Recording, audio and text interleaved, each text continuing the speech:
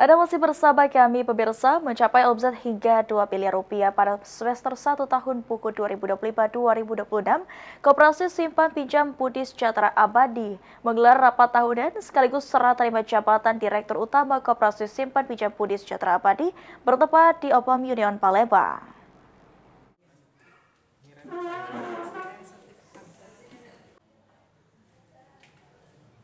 Pada agenda rapat anggota tahunan tahun buku 2025-2026 yang diselenggarakan Koperasi Simpan Pinjam KMP Budi Sejahtera Abadi dengan daerah kerja mencakup wilayah Banyuasin 2, membahas capaian pendapatan omset pada semester 1 sekaligus serah terima jabatan Direktur Utama KMP Budi Sejahtera Abadi. Direktur Utama Koperasi Simpan Pinjam Budi Sejahtera Abadi, Widya Sulistioningrum mengatakan, pada agenda rapat anggota tahunan, jika omset Koperasi Simpan Pinjam Budi Sejahtera Abadi pada semester 1 mencapai 2.065.750.000 rupiah, jumlah tersebut meningkat dibandingkan dengan capaian omset di tahun sebelumnya yang hanya 1,4 miliar rupiah.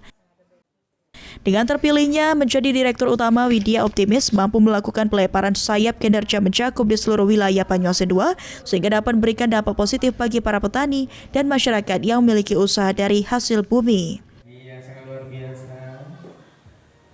Agenda hari ini menjelaskan bahwa omset kita di tahun 2026 mencapai 2.065.750.000 dan ada serah terima jabatan lama ke jabatan baru. Alhamdulillah Widya Sulistioningrum sudah menjabat sebagai Direktur Utama dari Koperasi Budi Sejahtera Abadi.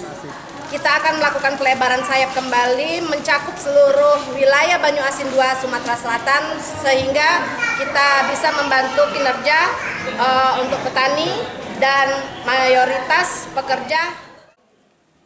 Selain menggelar kegiatan rapat anggota tahunan dan serah terima jabatan, Koperasi Simpan Pinjam Budi Sejahtera Abadi juga menggelar buka puasa bersama dengan seluruh anggota dan pengurus koperasi. Egi Saputra, PAL TV.